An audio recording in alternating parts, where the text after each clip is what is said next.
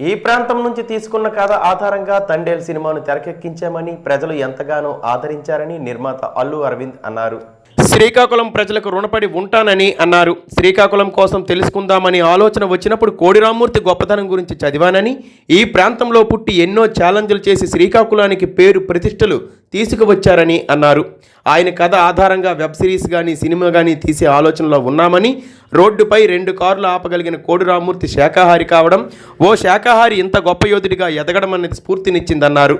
తండేల్లో నాగచైతన్య సాయి పల్లవిని దర్శకుడు తోలుబొమ్మలుగా చేసి సినిమాని అద్భుతంగా తెరకెక్కించారని, సినిమా చూసిన ఎవరూ ఆ పాత్రలను కానీ నాగచైతన్య సాయి పల్లవులను మరిచిపోలేరని అన్నారు. నాగార్జున కోసం మంచి కథ తయారవుతుందన్నారు. కథ రాగానే సినిమా తీస్తామని, ఈ సినిమా ప్రాఫిట్ను బన్నీవాస్తో షేర్ చేసుకుంటామని అన్నారు. మా అబ్బాయిలకు షేర్ ప్రాఫిట్ ఇస్తా, ఈ సినిమాతో మరో సినిమా తీస్తానని చెప్పారు. ప్రేక్షక అభిమానులకి, మీడియా మిత్రులకి, శ్రీకాకుళం ప్రజలందరికీ,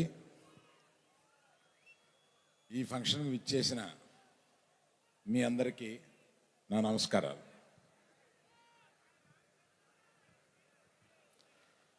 శ్రీకాకుళం ప్రాంతంలోంచి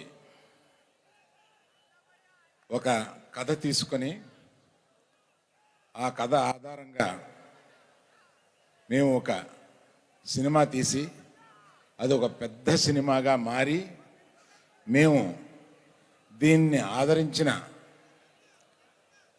అఖిలాంధ్ర ప్రజలకి నమస్సుమాంజలు ఈ ప్రాంతం నుంచి చెబుదాం. శ్రీకాకుళంలో ప్రారంభమైన మా ఈ సినిమా మీకు ఇక్కడికి వచ్చి కృతజ్ఞత చెప్పాలని చెప్పి మేము ఇక్కడికి వచ్చాం. మేమందరం మిమ్మల్ని చూసి వెళదామని.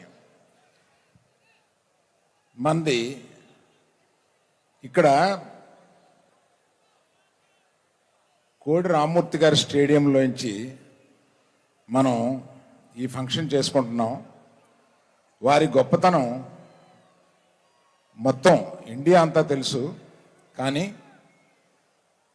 వారిని ఇక్కడ తప్పనిసరిగా మనం స్మరించుకోవాల్సిన అవసరం ఉంది.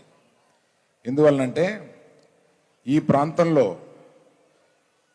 చాలా సంవత్సరాల క్రితం పుట్టి ప్రపంచ ప్రఖ్యాతిగాంచిన ఆయన ఎన్నో కొత్త కొత్త విషయాలు, ఎన్నో ఛాలెంజ్లు చేసి ఆయన ఈ జిల్లాకి పేరు ప్రతిష్టను తీసుకొచ్చారు.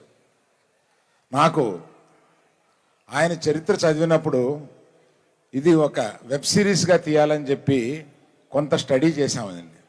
నాకు ఆశ్చర్యపోయిన విషయాలు ఏంటంటే, అంత బాడీ బిల్డింగు, అంత అంటే 2 కార్లను 2 చేతులతో ఆపి పబ్లిక్లో నిరూపించుకున్న ఆయన, అంత శక్తివంతుడు ఆయన కేవలం శాకాహారి.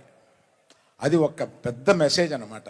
అంటే శాకాహారం తింటూ కూడా అంతటి శక్తిని చూపించగలమని ఆయన నిరూపించారు. అటువంటి ఆయన కథని ఏనాటికైనా ఒక సినిమాగా కానీ వెబ్ సిరీస్గా కానీ చేయాలని తలుస్తున్నాం.